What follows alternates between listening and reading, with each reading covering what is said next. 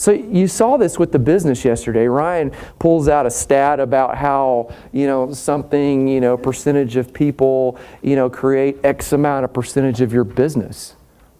Tim Ferriss actually did this. He was running a printing business, and he looked at it, and in the book, The 4-Hour Workweek, he finds out that most of his business, 90% of the business, is coming from about 10% of the people. And so he decides that he's going to work with those people, and he's willing to settle for receiving 90% of his income in order to get rid of the other customers who were causing most of the headaches.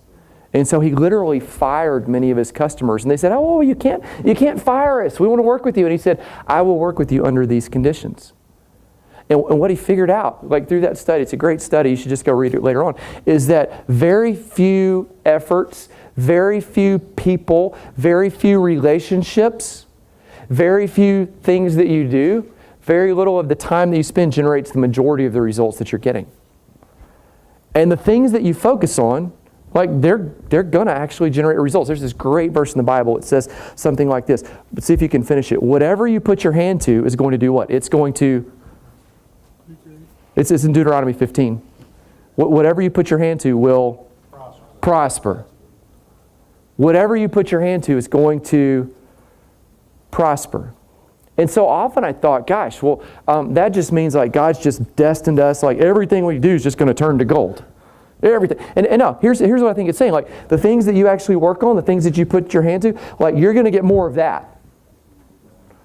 Like if you sow right here and you plant right here and you plant in this non-important, urgent field, you're going to get more results from the not important stuff. If you plant and choose to plant in the important field, you're going to get more results from that, because whatever you plant and whatever you work on, that's what's going to prosper. It's not just like I'm obligated to prosper you with all this gold and all this riches because like I've just destined you for all of that greatness. It's no, like I've destined you for greatness so much that I'm going to give you some control over this, and wherever you invest, that's what's going to come out.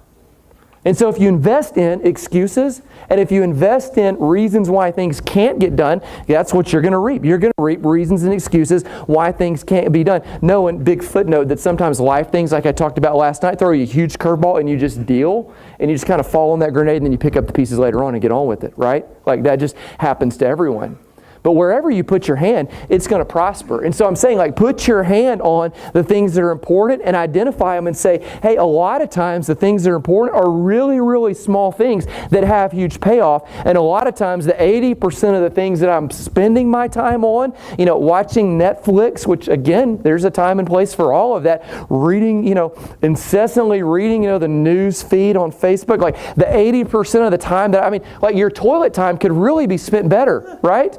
By just not going, how many of you disappear in there to play a game or something? Okay, 80% is getting just this very small result. Think about what you could do with 80% margin. God, you could double like the 20% that you're doing, or some of you are tired, like you could get some rest, or you could invest in your kids, or you could take your wife out on a date, or you could think, who knows? Okay. Here's the idea. Doing more things is not necessarily better. More does not equal better. More simply equals more. And I think for a long time, and this is just kind of a throwback to the 4-hour work week, which Tim Ferriss does not work 4 hours a week, okay? Like that's just kind of a catchy thing to draw you in. But he has this idea that you got to get rid of the dinosaur mentality that more stuff is better, that more hours is better. More is not better. More is simply more. Better is better. And so if you want to do more of better stuff, then that's great.